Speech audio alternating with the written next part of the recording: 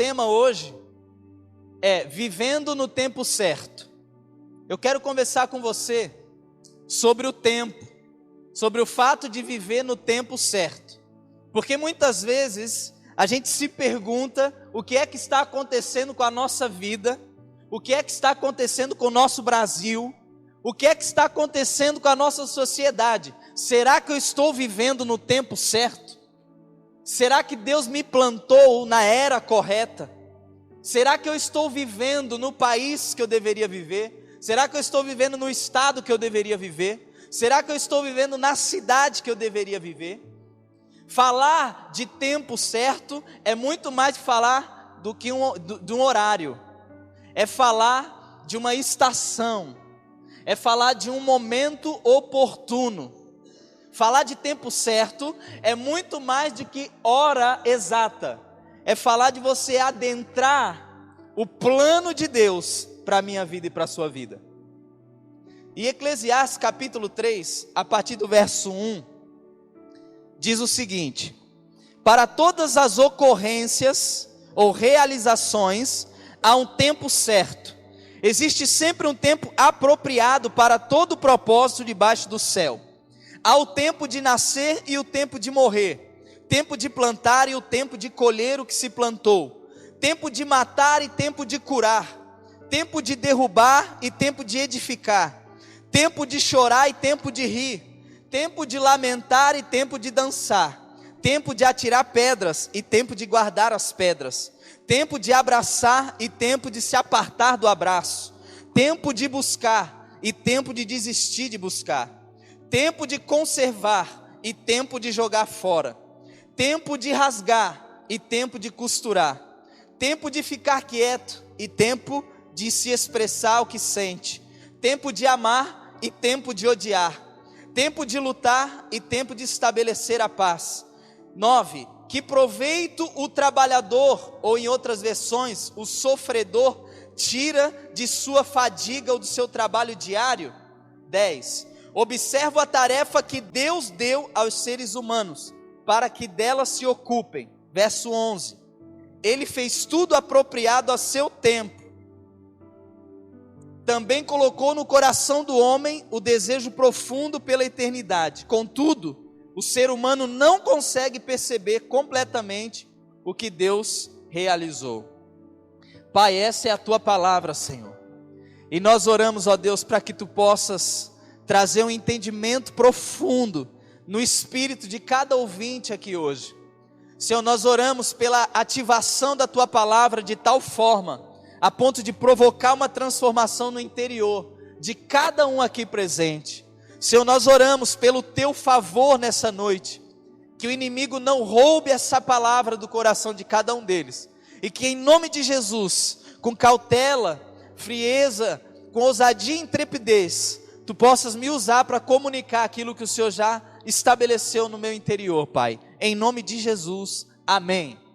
O nosso tema é Vivendo o Tempo Certo. Eclesiastes, o seu autor, ele escreveu como que se fosse um lamento. Muitas pessoas, ao lerem o livro de Eclesiastes, eles se sentem melancólicos, angustiados, porque parece um texto um tanto depressivo. É como que o autor estivesse dizendo o seguinte: tudo é vaidade. Eu busquei o conhecimento, eu busquei a sabedoria, eu busquei trabalhar, eu busquei riqueza, de tudo eu quis e corri atrás, e fiz e desfrutei, mas vaidade, vaidade, vaidade, vaidade. Tudo é vaidade e sem sentido para o autor de Eclesiastes. Existe aí, entre os estudiosos, uma gama que acredita que foi o Salomão que escreveu. Outros discordam um pouco dessa tese. Então eu quero, na verdade, trabalhar com você a ideia do autor. Por que eu quero introduzir dizendo a mensagem central? Porque lá no capítulo final, ele diz assim: de tudo que se vê, a conclusão é: teme a Deus e ama-o reverenciando. Ele fala de amar a Deus sobre todas as coisas e amá-lo com reverência. Ele está falando de você praticar o amor a Deus. Essa é a conclusão do livro. Mas esse capítulo 3, ele traz a ideia do tempo. Alguém já ouviu esse verso? Eclesiastes 3, verso 1, há tempo para todas as coisas debaixo do sol. Ele é muito conhecido, e cada ser humano vive um tempo particular e coletivo. Você já vai entender isso aqui melhor. Cada ser humano vive um tempo particular e coletivo, por quê? Porque você, pessoalmente, você está vivendo um tempo na sua vida hoje. Não é assim? Você está vivendo um tempo. E isso é particularmente, porque tem um momento que você atravessa. Mas coletivamente, você está vivendo, por exemplo, algo que a nação brasileira está vivendo. Então esse é o tempo coletivo. Então é importante que a gente entenda que nós vivemos um tempo, um momento individual, cada pessoa, e um momento coletivo, como nação, como igreja, como sociedade. E a maneira que eu me comporto no meio coletivo, no meio da sociedade, muitas vezes não é a maneira que a minha vida pessoal, ou o tempo que eu estou vivendo, diz de fato que é. Por exemplo, o que eu quero falar em outras palavras, é que a gente mostra para o público aquilo que nós queremos mostrar. Eu mostro para você aqui o que eu quero mostrar. Eu posso falar que eu estou empolgado, mas só Deus sabe se de fato eu estou empolgado para ministrar isso aqui. Ao invés de estar empolgado, eu estou com um temor tão grande de compartilhar aquilo que Deus colocou no meu coração, que em alguns momentos a gente pode usar de subterfúgios para se concentrar naquilo que é mais importante. Quantos estão entendendo isso aqui que eu estou falando para introduzir? E como que é que eu quero conversar com você? Eu não quero falar sobre o teu tempo coletivo, em sociedade. Eu quero fazer você olhar para o seu tempo particular. Qual é o momento que você está vivendo? Qual é o tempo que você precisa viver nesses últimos dias? Porque essa palavra tempo aqui, ela significa período de tempo, tempo determinado ou tempo devido. Essa palavra tempo em Eclesiastes 3, ela tem pelo menos 3 significados básicos. Primeiro, é um acontecimento usual ou regular. São aqueles acontecimentos que acontecem repetidamente. Por exemplo, a chuva. A chuva acontece repetidamente. Mas quem manda a chuva? Nós sabemos que é Deus. Então, essa palavra tempo está dentro das coisas que são regulares, que acontecem repetidas vezes. Segunda, é um tempo apropriado de certos acontecimentos que não se repetem. Então essa palavra também é utilizada para situações na nossa vida que não se repetem. Por exemplo, a morte. Você só morre uma vez, eu só morro uma vez. E o terceiro significado dessa palavra tempo é um momento ou um período fixo determinado, que não muda, independente daquilo que você faz ou fala. Por exemplo, a volta de Jesus. Biblicamente existe um período, um tempo fixo, determinado, mas só Deus sabe. Então, essa palavra tempo, dentro de Eclesiastes 3, ela traz uma linha básica. E a linha básica, que é a que nós vamos trabalhar, é a seguinte: o tempo visto como uma oportunidade ou como uma estação. Deixa eu falar isso aqui. Quando nós falamos de o tempo como uma oportunidade, é você adequar o seu momento a alguma oportunidade ou alguma estação que você está vivendo. Quando nós falamos da estação no âmbito natural, nós temos o verão, o inverno, o outono e a primavera. Você pode associar muitas vezes o inverno ao seu momento de tribulação, não é assim? Aquele período mais chuvoso, mais nebuloso. Você pode, por exemplo, atrelar o verão ao momento de alegria, não é assim que nós fazemos? Então todas as vezes que eu falar tempo, ou você ouvir essa palavra tempo, enquanto eu prego, você tenta associar ao momento, à sua estação, qual é o período de tempo que você está vivendo, amém? E dentro disso, nós vamos trabalhar o que esse autor diz em Eclesiastes. Por exemplo, no início ele começa assim: há tempo de nascer e tempo de... Vamos lá, igreja? Há tempo de nascer e tempo de... Então ele continua.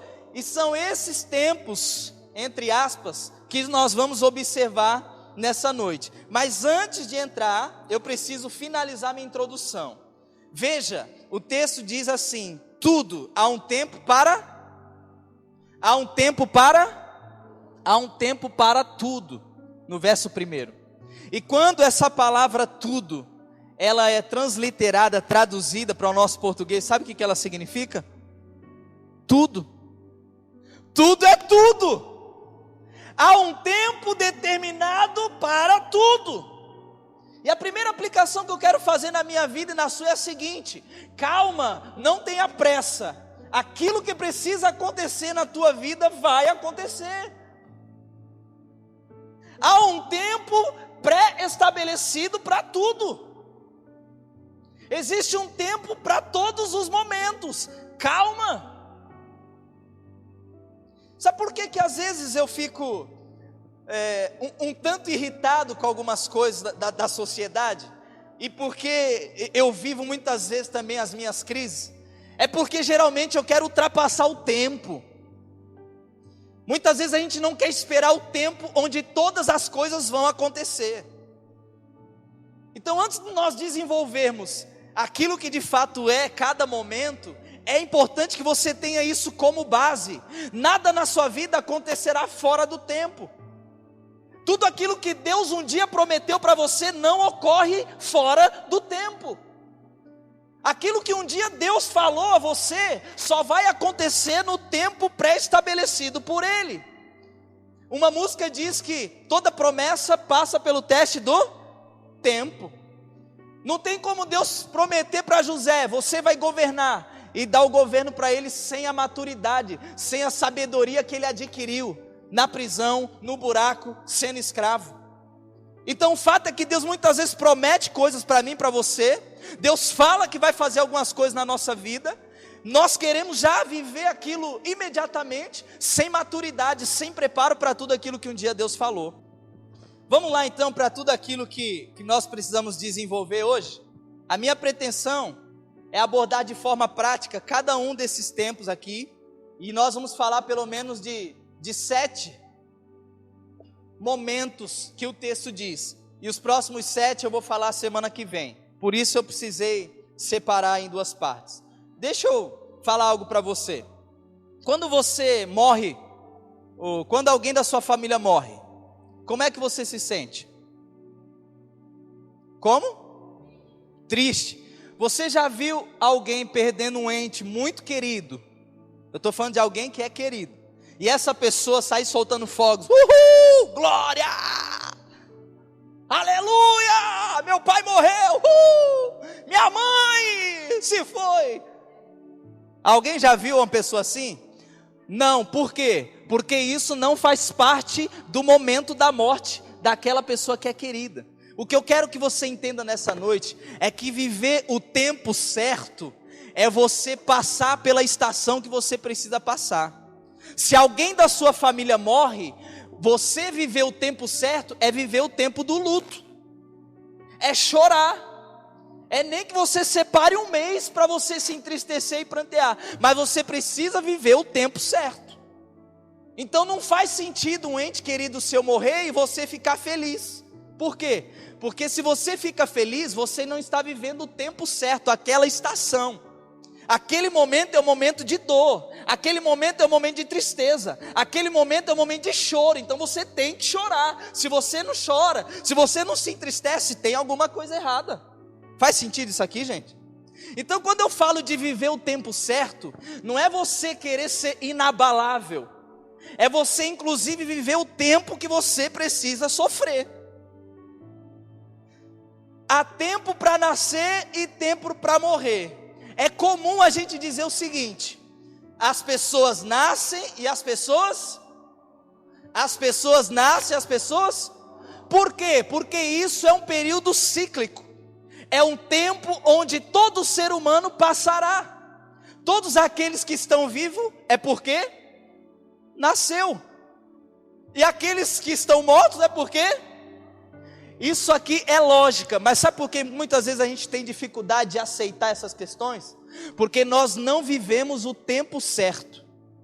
Porque muitas vezes a gente faz de tudo para retardar a morte, e eu não estou falando que isso é errado e que é problema, mas você precisa aceitar que a morte é real. Você precisa aceitar que, assim como você nasceu e vive, um dia você vai partir desta terra, morrer. Então viver o tempo certo, dentro dessa fala daqui do escritor de Eclesiastes, você está vivo ou morto? Vivo. Por que é que você não vive como alguém que está vivo? Viva o tempo certo. Ah, mas pastor Alexandre, você não sabe o que está acontecendo com a minha vida. Pode estar acontecendo o pior, mas você está vivo, dá para correr atrás e tem um Deus por você. Às vezes a gente se entrega, eu vou me matar porque a vida está ruim, está tudo difícil. É quem não vive o tempo certo. A morte vai chegar, meu filho. Você não precisa querer se matar, ela vai vir. Então a ideia, eu não quero aqui potencializar o lado negativo. O que eu quero na verdade é fazer você entender que enquanto você está vivo há esperança. Viva o tempo certo, viva a sua estação. Você tem vida, você tem saúde, você tem fôlego. Dá tempo de correr atrás. Viva o tempo certo. Mas tudo é inútil, tudo é em vão. Ok, mas se tudo é inútil, tudo é em vão e você está aí, vivo, você vai esperar a morte sentado? Vai viver. Viva o tempo certo. O tempo de plantar e o tempo de colher o que se plantou. Você vai perceber que todo aquele que colhe é porque um dia ele... Você planta feijão, você vai colher. Você planta milho, você vai colher. O que o texto está dizendo é o seguinte: há tempo de plantar e tempo de colher o que se plantou. O que é que você precisa plantar hoje na sua vida?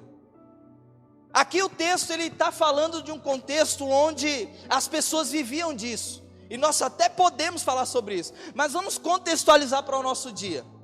O que é que você precisa plantar? O que é que você precisa fazer para que você colha alguma coisa? Se é o teu tempo de plantar, plante. Às vezes a gente quer confundir as coisas e o tempo. A gente está querendo colher coisas, sendo que a gente nem plantou. Qual é o teu tempo? Mas pastor, está maior escassez, eu não estou vendo nada, eu não consigo colher nada. Se você está no tempo de plantar, você não vai colher. Você só colhe no tempo de colher. Agora a gente fica querendo reivindicar as coisas. Mas Deus, por que o Senhor não faz isso na minha vida? Deus, por que minha história está desse jeito? Deus está falando assim: você plantou o que nessa área para agora você querer colher? Mas Deus, a minha família, Senhor, eu não tenho emprego. Vem cá, você semeou fraternidade na sua família? Você semeou harmonia? Você semeou comunhão na sua família? Se a sua família é uma bagunça, para de culpar o outro e perceba se você semeou alguma coisa para contribuir com essa bagunça. Mas eu estou sem emprego. Vem cá, tu semeou algum estudo? Tu semeou algum currículo? Tu procurou alguém para trabalhar? Então às vezes a gente quer colher um emprego sem semear um estudo, sem semear um currículo. Às vezes a gente está querendo colher uma família bem sucedida sem semear o amor, sem semear a compaixão, sem semear a misericórdia. Não faz sentido. Viva o tempo certo. Se hoje o Espírito Santo está mostrando alguma coisa para você, que você precisa semear, passa a plantar. Se Ele está querendo que você colha alguma coisa nesse tempo, colha também. O que não dá é você viver fora do tempo. É você querer colher o que você não semeou. Amém? Ele continua dizendo assim, há tempo de plantar e tempo de colher o que se plantou. Há tempo de matar e tempo de curar. Olha que coisa interessante. Enquanto eu estudava esse texto aqui, eu entrei em crise. Como é que a Bíblia Sagrada diz que há tempo de matar? Ninguém prestou atenção nisso? Foi só eu ou alguém percebeu isso? Há tempo de matar. O que o pastor vai falar agora?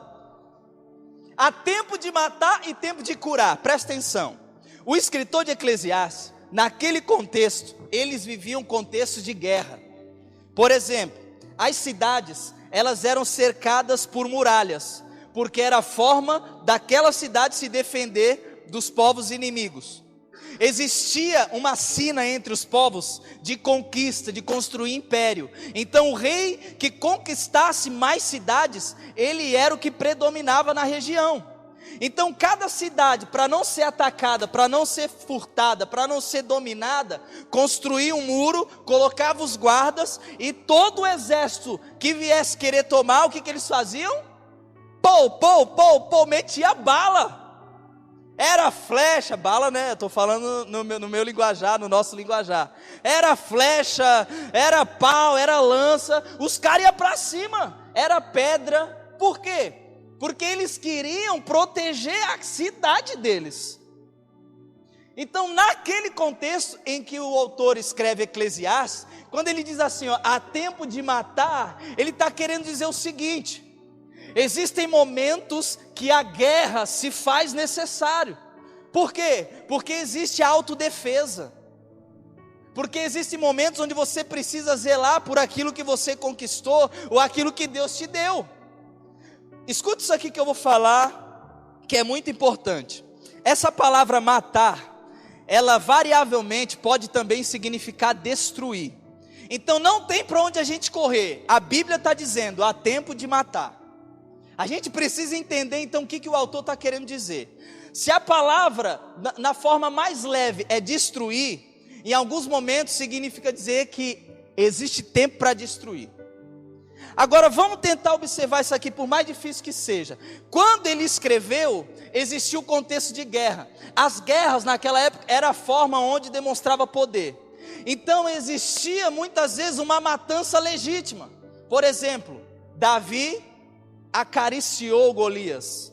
É isso que está escrito na Bíblia? Davi deu um beijo na bochecha do Golias. É isso que está escrito? Não, Davi matou Golias.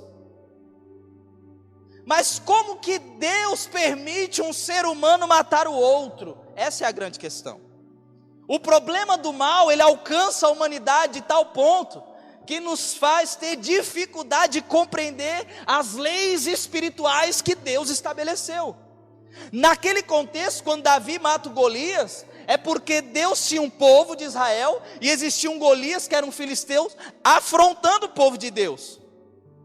E ele fica por vários dias afrontando o povo de Deus, até que o Davi chega, o que é que esse incircunciso está afrontando o povo do Deus vivo? Deixa eu mostrar para ele como é que funciona. Pegou, girou e a pedra na testa dele. Foi só isso?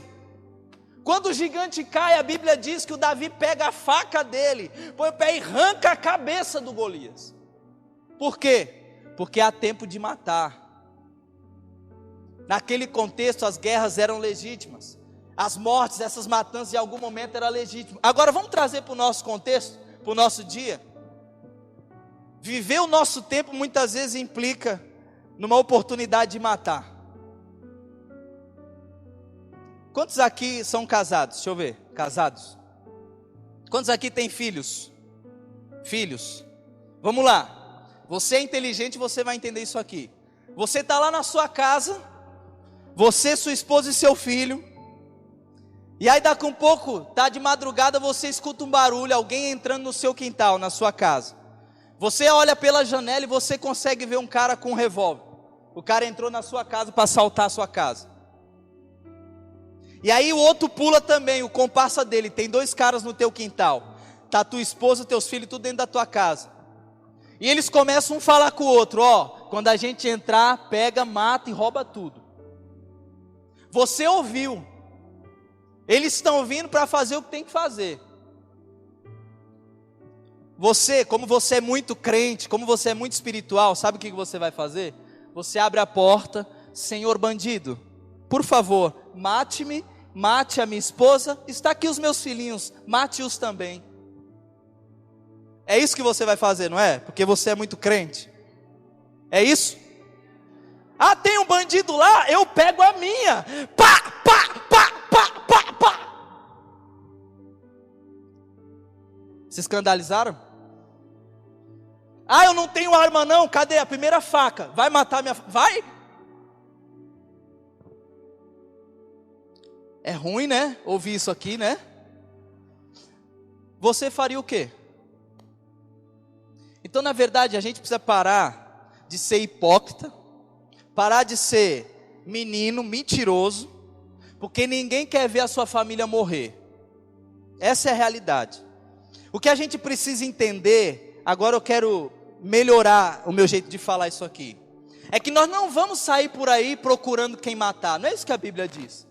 Não é sair por aí procurando uma oportunidade para você, mas a autodefesa, ela é bíblica, inclusive no Novo Testamento, em Romanos. O soldado não porta a espada em vão, então só faz mal para quem é perverso. Quem é que estava errado? A família e o pai que estava dormindo na sua casa, ou o bandido que vem tomar o que é teu? Aí as pessoas, e esse massacre agora, lá no presídio, lá em Belém do Pará, como é que faz? Como é que faz? Pergunta para as vítimas, daqueles caras que estão presos, como é que faz? Porque às vezes a gente fica querendo cuidar do bandido. Alexandre, o bandido não é alvo do amor de Deus? Com certeza, eu vim desse meio, eu sei o que é. Eu sei o risco que eu corria quando eu ia assaltar. Eu sei o risco que eu corria quando eu vendia droga. Eu sei o mal que eu fiz para as pessoas que eu assaltei. Eu sei o mal que eu fiz para aquelas pessoas que eu vendi droga. Se naquele período eu tomasse um tiro, eu morresse, nada mais, nada menos do que colher o que eu plantei.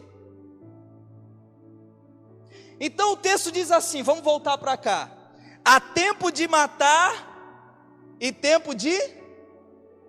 Alexandre, significa então que a Bíblia autoriza a gente matar? Sabe por que eu estou enfatizando isso aqui? Porque a gente não quer falar sobre isso não.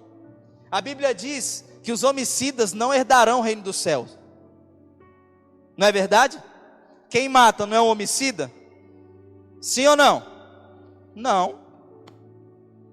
Não. Homicida é quem tem identidade de homicida. Ele planeja, ele vai atrás, ele vai fazer o mal, se é roubando, se é traficando. Agora, se você é alguém que precisa se defender, tá filmando isso aí, né? Mano, vai pra cima, quebra de pau. Eu prefiro fazer com ele do que ele fazer comigo e com a minha família. Ai, mas pastor, tá pregando isso? Tô. Porque às vezes a gente fica com mentira, a gente fica com hipocrisia. Então, Ananias chegou lá em Atos 5, Novo Testamento. Aqui, ó, vim trazer aqui minha oferta, eu vendi meu terreno. O Pedro falou assim, por que você mentiu para o Espírito Santo? Sabe o que aconteceu com Ananias no Novo Testamento? Caiu morto. Quem matou Ananias e Safira? Fala, gente, por favor, se você conhece esse texto. Deus mata, é isso mesmo. O rei Herodes, quando ele estava lá em Atos 12, querendo que todo mundo adorasse a ele, sabe o que aconteceu? Um anjo do Senhor veio e consumiu ele como um verme. Quem matou o rei Herodes em Atos 12, no Novo Testamento? Quem? Deus mata. E às vezes a gente fica, não, Deus é bom. Entendam isso, o amor de Deus não se aparta da justiça de Deus. O amor de Deus não se aparta da ira de Deus. Então quando o texto diz, há tempo para matar, ele também diz, e tempo de curar. Alexandre, então significa que existem momentos onde eu preciso ser um instrumento de cura, onde eu preciso ser curado, onde eu preciso ser restaurado? Porque há tempo de ferir e há tempo de curar. Eu procurei de todo jeito encontrar uma versão que não me dizia que a palavra era matar, mas não consegui. Eu não posso mudar a Bíblia. Então o texto está dizendo assim, ó, se há tempo para matar, também há tempo para curar. Ei, viva o tempo certo. Qual é o teu tempo? Alexandre, então se eu não vou matar literalmente, então mata a sua carne, mata a sua vontade, mata os teus desejos pecaminosos. Era tudo que eu queria pregar. Era tudo que eu queria falar, era só isso, mas a Bíblia não me permite falar só mata a sua carne. Ela está falando de autodefesa nesse contexto.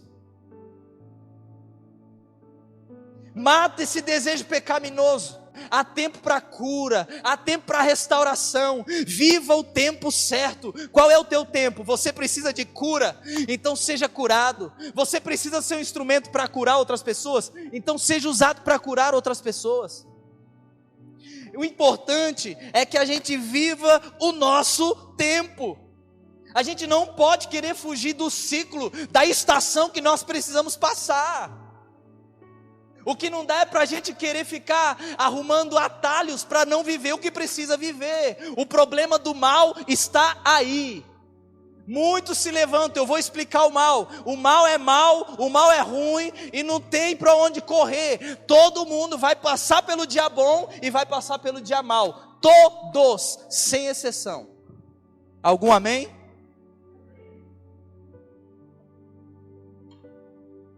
Não dá para a gente viver uma vida saudável sem o sofrimento. Ouça, não dá para a gente viver uma vida confortável sem a dificuldade. Que paradoxo é esse, que oposto é esse? Deixa eu falar uma coisa, você sabia que na política a oposição é necessária? Se não há oposição, o líder faz o que quer. A oposição protege a nação também. Então como é que a gente quer viver uma vida sadia, sem sofrimento? Sabe de uma coisa? A dor mostra que você está vivo. Só sente dor quem tem vida. Você precisa de um momento de dificuldade na sua vida, porque nesse tempo você reconhece que você é humano. Não dá para a gente isentar uma vida sadia, uma vida glamurosa em Deus, tirando o mal, tirando o sofrimento. O mal faz parte do processo. Alexandre do céu, não me diga, meu Deus. Vem cá, quantos aqui já viveram 5 anos cravados só de bonança? Deixa eu ver. Meus filhos, isso é uma utopia, não existe. Nós precisamos entender que o problema do mal, a questão da morte, a questão da cura, a ferida, isso faz parte da vida cíclica. Nós nascemos perfeitos?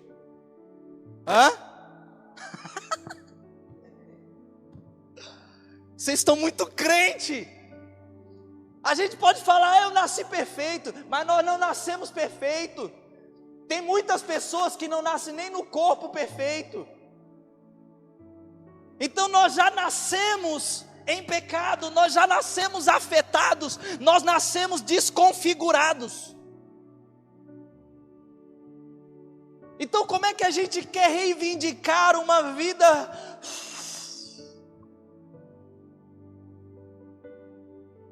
ó Deus, é sangue no olho, é partir para cima. A vida não dá moleza para ninguém, é arregaçar a camisa e vai para cima. Porque senão a gente fica naquele mundo de Alice, sabe? E os lírios do campo, e a gente fica romantizando a vida, e daqui a pouco alguém acaba contigo. Alexandre, você está pregando o quê? Você está querendo que eu seja um selvagem? Num certo sentido, sim. Porque às vezes a gente fica tanto mimimi, tanto ai não me toque, ai não me... Vai para cima! A vida está aí, é para ser vivida. Viva o tempo certo. Você está vivo, você tem saúde. Não é porque está no sertão, não é porque está num vilarejo. Vai para cima! Aí você vai ser um instrumento de cura, você vai ser curado. Um dia vai estar ruim, um dia vai estar bom. Isso é assim. A tendência sabe qual é? Qual é? Uns dizem assim, a tendência é piorar. Outros dizem assim, a tendência é ficar melhor. Sabe qual é a tendência? A tendência é, você vive ruim, você vive mal, você vive mais ou menos, você vive bom, você vive excelente. Mas não significa que você não vai ter problema. A questão é como você lida com o mal, como você lida com os teus problemas. Todo mundo tem. Eu estou com vontade de falar umas coisas, mas eu tenho que ir caminhando aqui. Já estou acabando, viu, gente? Tempo de derribar e tempo de edificar. Tempo de derrubar e tempo de edificar. Alguém aqui já construiu uma casa, alguma coisa? Alguém aqui já construiu uma casa no lugar onde já existia uma outra? Por exemplo, para você construir uma casa onde já tinha ou já existia alguma construção, o que você precisa fazer? Você precisa derrubar o velho para construir. Sabe o que o texto está dizendo? Há tempo de derrubar e tempo de edificar.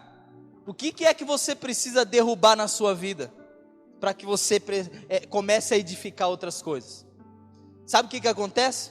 Às vezes a gente está querendo edificar uma vida poderosa em Deus, mas a gente não derruba os pecados que impedem essa construção de acontecer. Dentro desse contexto, o pessoal precisava derrubar algumas ruínas para eles construírem casas, a cidade deles. Então eles destruíam aquelas casas pela metade, deixava no plano e aí reconstruía algo novo. Por quê? Porque há tempo de derrubar e há tempo de construir, de edificar. Qual é o tempo que você está vivendo? O que vocês precisam derrubar da vida de vocês? O que você precisa pôr no chão? Não é mais ficar, mas era o quarto da minha mãe. Fazendo aqui uma analogia de uma casa. Às vezes a gente tem uma situação para viver, mas a gente fica, mas eu não tenho como abrir mão disso. Ei, derruba, vai construir coisa nova. Tira o que está atrapalhando você de construir aquilo que Deus quer construir em você. Há tempo de derrubar e há tempo de edificar. Qual é o tempo que você está vivendo? Tem coisa que você precisa derrubar? Derrube, vai para a marreta, taca o pau. Está no tempo de edificar? Contrata um pedreiro excelente, chamado Espírito Santo. Ele vai começar a modelar sua vida, construir sua vida, vai colocar a pedra certinho, vai usar o prumo bonitinho. Mas antes disso, deixa ele ser a marreta em você.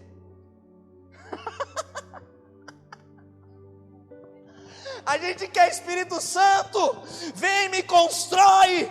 Espírito Santo, Deus, trata-me, edifica a minha vida. Mas Ele está dizendo, antes de construir, deixa eu marretar você, deixa eu destruir tudo que atrapalha essa obra poderosa.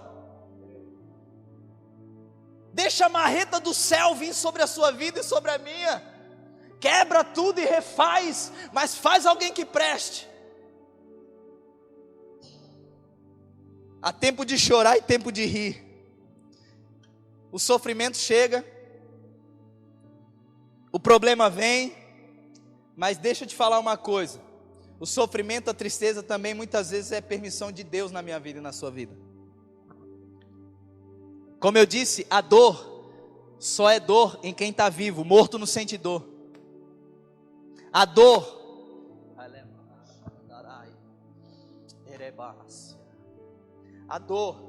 é um mecanismo divino para mostrar para o seu corpo que existe alguma coisa errada com você. Olha o que o nosso Deus fez. Agora eu estou falando do nosso corpo, biologia. Quando você sente dor, isso é um mecanismo que Deus criou para mostrar para você, vai no médico porque teu corpo está fora do controle. A dor é providência de Deus para o nosso corpo.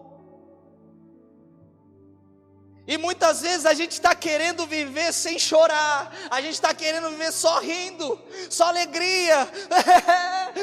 Não, chore muito. Se você estiver no tempo de chorar, chore. Por quê? Porque há tempo de chorar e tempo de rir.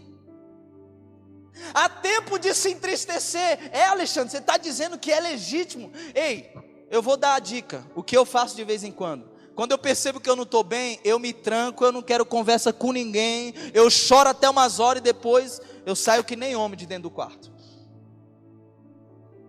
Bom dia. Eu entro só o caco, choro. Daqui a pouco, Tudo bom? Há tempo de chorar e tempo de sorrir. O que não dá é para você viver com uma fantasia de que a vida vai ser maravilhosa, nesses aspectos de que não vai ter problema. O que não dá é para você querer viver com Jesus assim, não, a vida com Jesus é fechamento aí, é nós, tem nada de ruim aí. Há tempo de chorar e tempo de sorrir. Qual é o teu tempo? Qual é o teu tempo? Você está no tempo de chorar ou no tempo de sorrir? Se você estiver no tempo de chorar e está sorrindo, você nem sabe, mas você só está atrasando o processo. Se você está no tempo de sorrir e está chorando, você nem sabe, mas você está deixando de aproveitar tudo que Deus tem para fazer na sua vida ainda. Qual é o tempo que você está vivendo? Viva o tempo certo. Tempo de prantear e tempo de saltar de alegria. Existem momentos que a gente precisa chorar com os que choram e se alegrar com os que se alegram. Esse texto, quando eu li, eu falei, é a mesma coisa. E estudando você percebe que não. Existem momentos que é o seu tempo de chorar e o seu tempo de sorrir. Mas tem momentos que é o tempo de você chorar com outros e sorrir com outros. Chorar com os que choram, se alegrar com os que se alegram. Você está sendo alguém que chora com aqueles que estão chorando? Você está sendo alguém que só se aproveita das festas, da alegria do outro, só porque o outro está... Mas quem chora você não quer andar junto? Qual é o seu tempo? Qual é o momento que você está vivendo? Eu quero partir para o fim hoje, para a gente concluir. Tempo de espalhar pedras e tempo de ajuntar pedras. Aqui mais uma vez o contexto fala de construção. Quando aquele povo ia construir alguma coisa, eles separavam as pedras grandes, que não funcionavam porque estava lascada, que não ia prestar. E eles colocavam então só as pedras lapidadas, as pedras quadradas. Então existem momentos que para construir você precisa remover o que está atrapalhando. Para que você selecione somente as pedras que vão participar do muro. As pedras lapidadas. Existem momentos que a gente precisa tirar, remover algumas pessoas de perto de nós. E selecionar quem vai andar contigo. Existem momentos que é tempo de espalhar. Existe tempo que é tempo de sair de perto. Existe momento que você precisa se libertar de algumas pessoas, de algumas coisas. Por quê? Porque são pessoas que estão atrapalhando o processo de construção. E quando as pessoas saírem de perto de você, entenda também, é tempo de construção. Há tempo de espalhar pedras e tempo de juntar pedras. No contexto era para edificação. Então o construtor vinha, pegava as pedras que não prestavam. Isso aqui eu não vou usar. Selecionava uma pedra boa. Ei, nós somos as pedras vivas de Jesus de Nazaré. Nós somos as pedras vivas de Deus, diz em Pedro. Existem momentos que Deus pega assim, ó. Deixa eu tirar esse aqui de perto de você. Deixa eu selecionar esse outro aqui por perto de você. Por quê? Porque o nosso Deus trabalha com conexões. Ele está construindo uma vida em nós. Nós precisamos ser daqueles que espalham pedras quando tem que espalhar. E daqueles que juntam pedras quando tem que juntar. Então por isso que nós precisamos entender, eu preciso viver o meu tempo certo. Você não pode perder o teu tempo. Você precisa discernir qual é o momento que você está vivendo. Qual é a minha hora? É agora. Eu tenho que fazer o quê? Eu tenho que separar pedra ou eu tenho que juntar pedra? Deixa eu fazer aqui um exemplo figurado. Jesus é a pedra. Ele é a rocha. Amém?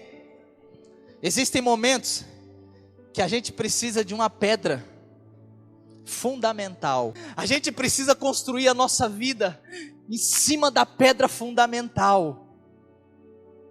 Se a gente não compreender o tempo que nós estamos vivendo, se nós não entendermos qual é o momento, qual é a estação, nós não vamos ter uma vida saudável, uma vida cíclica exemplar. Por quê? Porque a chuva vem, o sol vem, os períodos vão passando, e daqui a pouco eu tenho 40, 50 anos, aí eu vou sentar na calçada. minha vida não presta. Não é tua vida que não presta, é você que não presta. A nossa vida só é aquilo que nós somos. Ah, Alexandre, mas como assim? O que eu quero dizer é o seguinte: eu quero encorajar você a ir para cima da vida. É você chegar diante da sociedade e falar: agora eu tenho um Deus que está me direcionando, eu sei o tempo que eu estou vivendo, eu sei qual é o meu momento, eu vou viver o melhor de Deus para mim. Porque a gente senão fica sempre sendo vítima, a gente vai ficar sempre no vitimismo. Ai, me machucaram, ai, me maltrataram. Seja você o protagonista da sua história, seja você aquele que escreve a tua história. Ao invés de você ficar olhando a história do outro, viva a tua história.